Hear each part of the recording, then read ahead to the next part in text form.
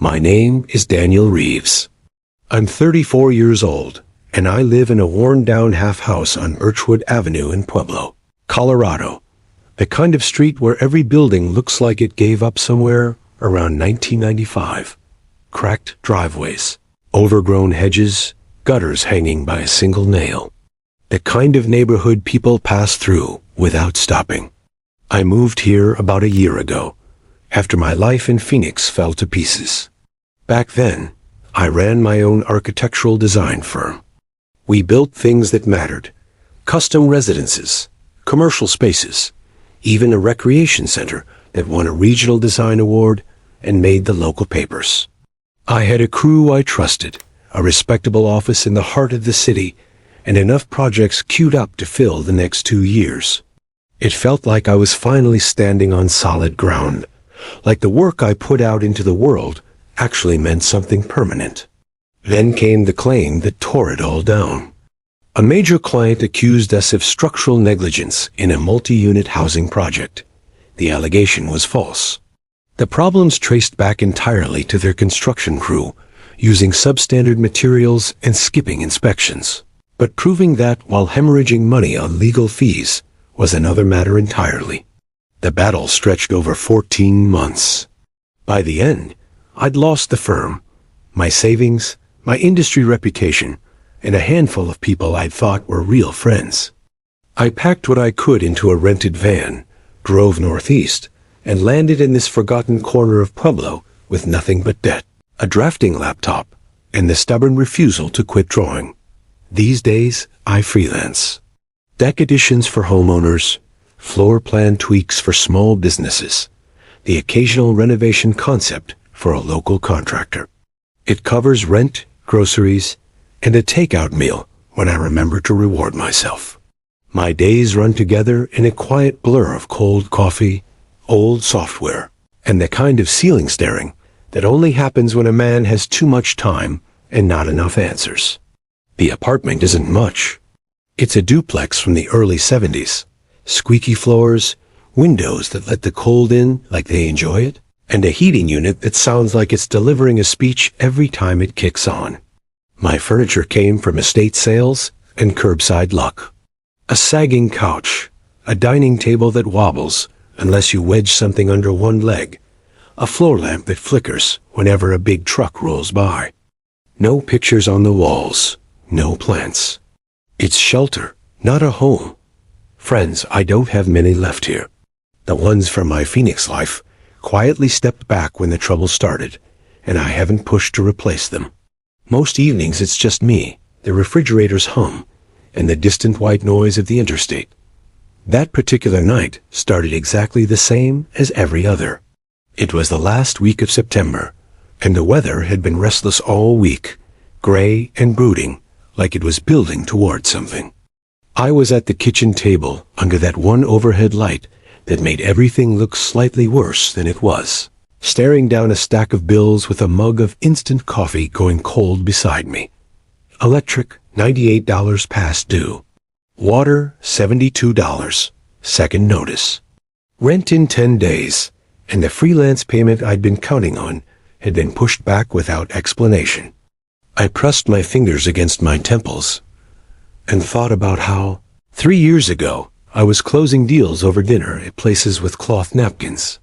Then the wind picked up, fast and mean, and the rain followed like it had been waiting for permission. Within minutes, it was a full assault. The windows shuddered. My phone buzzed with a weather alert. Severe storm warning, flooding likely, power outages expected. Great timing. I got up to check the latches, watching sheets of water blur the street into something unrecognizable. Lightning flashed, white and sudden, illuminating the empty road and my neighbor's porch light doing its best not to die. I figured I'd find a book, put the bills out of my mind, and wait it out. That's when someone rang the doorbell. It was nearly 10 at night. I stood still for a moment, hand not quite touching the knob. This wasn't the kind of neighborhood where late-night visitors meant good news. I'd heard about incidents on this block. But the bell rang again, cutting through the storm's roar with a kind of urgency that felt different from threatening. I looked through the peephole. On my porch, caught under the weak yellow glow of the porch light, stood two young women. They were completely soaked, hair flat against their faces, clothes dark with water, arms wrapped tight around themselves as they shook. One was taller, with light brown hair stuck to her forehead. The other was shorter, dark-haired, visibly trembling. They didn't look dangerous. They looked terrified. I still hesitated. I'd read about people using sympathy as a distraction. But then lightning cracked again directly overhead, and I saw the shorter one flinch and grab her companion's arm, and something in me moved before my caution could stop it. I unlatched the chain and cracked the door open. "Can I help you?" I called over the howling wind. The taller one stepped closer, water streaming down her face. "I am so sorry to show up like this. We didn't know what else to do. Our car died about a mile from here, and our phones lost signal in the storm. We've been knocking on doors. No one's answering. Could we please just use your phone to call for help?" Her voice was exhausted and polite at once. The shorter one nodded behind her. "Please, we're soaking through." I looked them over once more.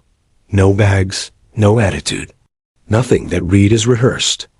Just two women caught in something they didn't plan for. Part of me wanted to say sorry, can't help, and slide the bolt back. It would have been easier, safer, but I'd been lonely for a long time, and there's a point where caution starts to look like cruelty. "All right," I said, undoing the chain. "Come in." Just for the call. They rushed inside, dripping onto the linoleum entryway. I shut the door and the storm dropped to a muffled roar. "I'm Daniel," I said, pulling two old towels from the hall closet. "Here, dry off. Phone's in the kitchen." "Thank you," the taller one said, wrapping the towel around her shoulders like a lifeline. "I'm Nicole Hargrove. This is my sister Claire." Claire rubbed her face vigorously, her hands still shaking. We really didn't have anywhere else to go. I led them to the kitchen, my drafting papers and overdue bills already swept into a drawer, and turned on the stove burner to heat water. "Tea or hot chocolate?" "Hot chocolate," Claire said immediately, and managed a small, grateful smile. While the water heated, I tried the landline. Dead, just static where a dial tone should have been. My cell showed one bar, then none. I told them the same and offered their phones back to try again. Same result. I made the cocoa anyway, stirring the powder into hot water until the kitchen smelled like something a little warmer than my usual evenings. We stood around the small table with steaming mugs, and I watched them slowly unwind from the cold. Up close, they were both in their mid-20s. Nicole carried herself with quiet confidence, even sopping wet, sharp eyes, measured gestures. Claire was softer in expression, the kind of person who takes in a room before deciding what to say. They didn't look identical, but there was something in the way they existed near each other, a shared rhythm that told you they'd been close their whole lives. I glanced at the clock, past 10:30. The storm wasn't letting up. "Look," I said, "it's not safe out there right now. Roads are probably flooding, and there's no telling when you'd get a signal or a tow. If you're comfortable with it, you're welcome to stay on the pull-out couch for the night." They traded one of those wordless glances that sisters have perfected across a lifetime. Nicole spoke. "We don't want to put you out." "You're not," I said simply. "It's a couch and dry blankets. Better than the alternative." Claire exhaled. "Then yes. Thank you. Genuinely." I set up the pull-out with the cleanest sheets I had, faded but soft from years of washing, and a couple of thick blankets from the back of the linen closet. While I did, they sat in the living room, and we kept talking. Naturally, the way conversation goes when a storm has made a small island of wherever you happen to be. They were on a road trip back home after visiting college friends in Phoenix. Nicole had studied business communications at Ohio State. Claire had done art history at Georgetown. They graduated earlier that year, and were taking the long way home before real life made its demands. Colorado storms, Nicole said, were apparently not covered in the itinerary. I told them my story in pieces. The firm, the award-winning projects, the lawsuit that gutted everything. They listened without that particular face people make where sympathy becomes performance. They just listened. But you're still designing, Claire said at one point. That matters. You didn't walk away from the thing itself. It was a small observation, but I hadn't heard anyone say something like that to me in a long time. The storm raged on. The conversation drifted through books they loved, places they'd seen, the complicated feeling of finishing school and not quite knowing what comes next. For a few hours, my house, which usually amplified silence, felt genuinely occupied. Warm, even. Eventually, they settled under the blankets, said goodnight, and I walked back to my room, carrying something I hadn't felt in months, something close to lightness. Morning arrived clear and still, like the storm had apologized and left. I woke early to blue skies and puddles catching sunlight in the yard. The neighborhood was scattered with fallen branches and one toppled trash bin, but the air smelled clean in a way that Pueblo rarely managed. I made coffee, scrambled some eggs, and toasted the last good slices of bread I had. By the time I heard quiet voices from the living room, I had plates ready and orange juice poured. We ate together around the small wobbling table. The conversation was lighter in the daylight, easy and brief, the way breakfast conversation should be. They looked rested, their clothes wrinkled but dry, their composure returned. When they were ready to go, I offered to drive them to the car. It was less than a mile, and the roads looked passable. We found it parked on the shoulder of Creston Road, a late-model black Mercedes, still caked in road mud but otherwise unharmed. It looked like it belonged to a completely different world than this street. I lifted the hood and took a look. The serpentine belt had snapped, probably caught debris in the storm or just gave out under the strain. Simple fix, but not a roadside one. I called the mechanic I used, a guy named Ray, and asked him to send a truck. While we waited in the morning sun, Nicole reached into her jacket pocket and held out a small card. Here, she said, my contact information. If there's ever anything I can do, or just if you want to talk, reach out. I took it. The card was heavy stock, the kind that costs more than cards should. Nicole Hargrove, with a number and email printed cleanly beneath. Thanks, I said. But you don't owe me anything. I'm just glad you're safe. Ray's truck came around the bend 20 minutes later. They climbed into the cab with their bags, windows down despite the chill.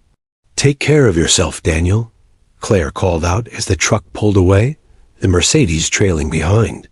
I drove home through the debris-scattered streets and let myself back into the duplex, folded the sofa back into position, made another coffee, told myself it was a good story, strangers and a storm, and nothing more. I was wrong about that. If stories like this one move you, you're in the right place. Hit subscribe to Sift Stories so you never miss the ones that remind you what a single moment of kindness can actually change. 2 weeks went by in the usual fog. I worked through the evenings on a home extension project for a contractor in town, which at least kept my hands busy. I thought about Nicole and Claire a few times. Hoped they'd gotten home without more trouble, but I didn't dwell. People pass through. That's the nature of things. The card stayed in my wallet, untouched. What would I even say? Hey, remember the broke architect who gave you dry blankets? No, that chapter had closed. Work covered what it needed to cover. I ate simply, paid what I could, left the rest in the drawer with the rest of the things I wasn't ready to face. One evening I even drove past Creston Road on a whim. Just pavement and dry curb. Nothing to suggest any of it had happened. And one crisp Tuesday morning, while I was bent over graph paper sketching a roofline with graphite on my fingers and coffee going cold beside me, the doorbell rang. I looked through the peephole. Nicole and Claire stood on my porch, clean, composed, no sign of the storm-soaked strangers from 2 weeks ago. But beside them stood a man in his late 50s, who looked like he'd been assembled specifically to project authority. Gray suit, tailored. Silver hair, perfectly settled.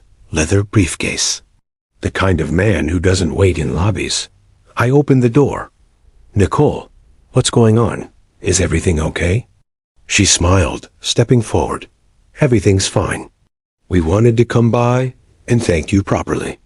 Daniel, this is our father, Gerald Hargrove." The man extended his hand.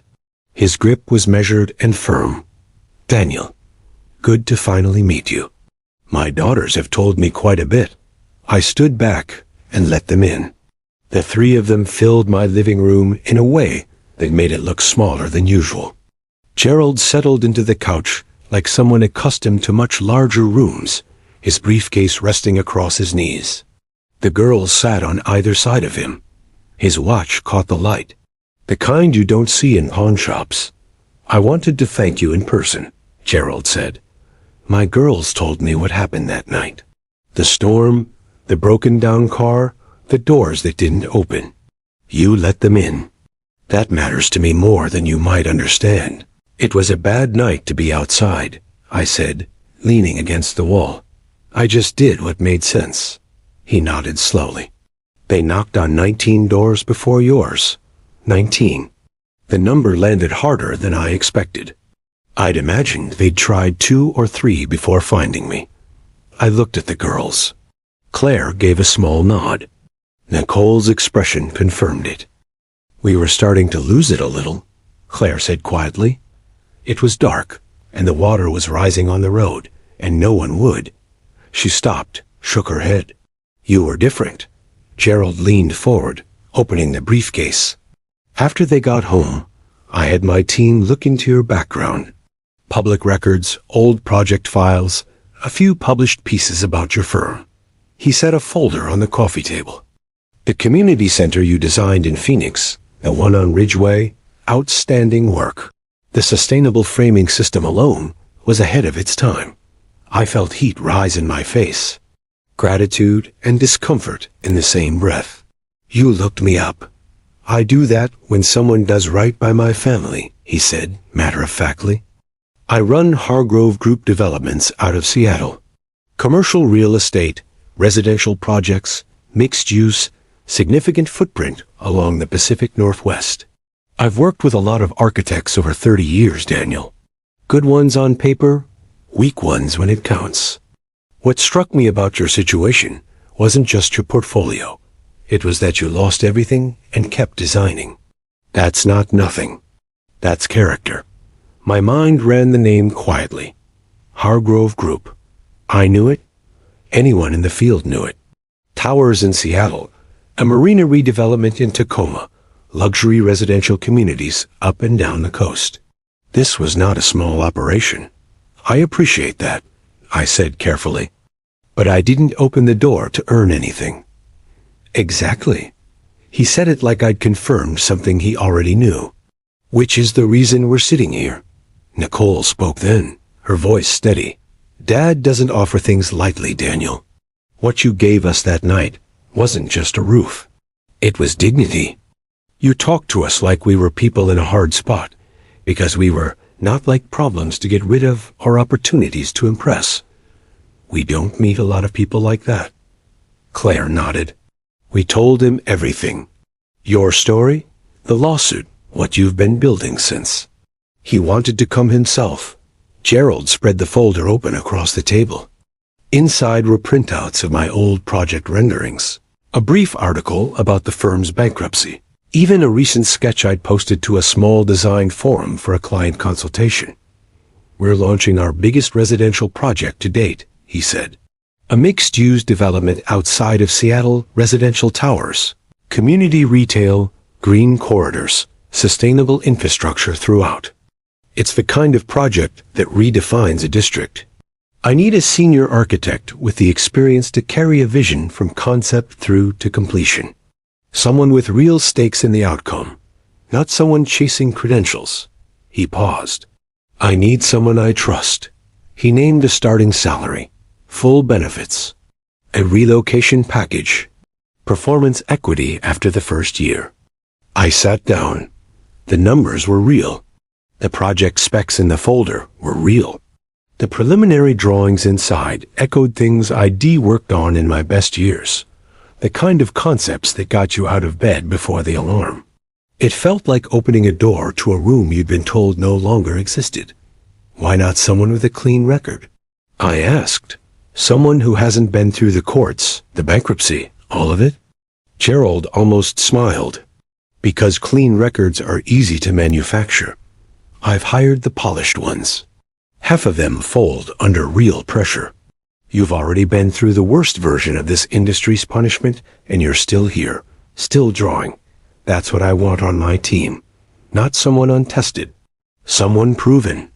Nicole leaned in slightly. Don't talk yourself out of it, Daniel. You helped us when you had every reason not to. Let someone help you back. They left me the folder and told me to call by the end of the week. No pressure, Gerald said. But the way he said it suggested he already knew my answer. He was right. I called Thursday morning. 2 words. I'm in. Perfect, he said, calm as a man who rarely needs to be surprised. We'll fly you out next week. The transition happened faster than I could process. A moving crew arrived within days, packing my drafting table, my architecture books, my second-hand lamps. The Birchwood Avenue duplex, with its rattling heat and flickering lights, and the drawer full of unpaid bills, receded in the rearview mirror like a fever breaking. The apartment they arranged for me in Seattle, a South Lake Union neighborhood, was everything. The duplex was on. High ceilings, clean light, a kitchen I could actually cook in, a window that looked out over the water rather than a cracked sidewalk. My first week at Hargrove Group was disorienting in the best way. A real team, real resources. A project scope that matched the scale of what I'd always wanted to build. Gerald treated me as a peer from day one, not a charity case, and not a test subject. I threw myself into the concept work, pulling from every mistake I'd made, every lesson the hard years had carved into me, and the designs that came out were the best I'd ever done. Months passed. The salary hit every 2 weeks without drama. Debts dissolved one by one. I started sleeping through the night. One afternoon I stood at my office window, blueprints spread across the desk behind me, looking out over the city. I reached into my jacket pocket and found Nicole's card, still there, still a little worn at the edges. 19 doors. 19 people who heard that bell in the storm and decided it wasn't their problem. I don't judge them. I almost did the same. But I didn't. And that one small choice, born not from heroism, but from the simple inability to watch 2 people shiver on a porch, had set off a chain of events I could have scripted. Gerald was right about one thing above all. Integrity doesn't always pay immediately. Sometimes it sits quietly in your wallet for 2 weeks before it rewrites your entire life. The sun moved across Seattle, throwing long gold shapes over my blueprints. I set the card down on the desk beside them, picked up my pencil, and went back to building. If this story reminded you that the smallest choices can carry the biggest weight, share it with someone who needs to hear it today. And if you haven't yet, subscribe to Sift Stories, where every story we tell is the kind that stays with you.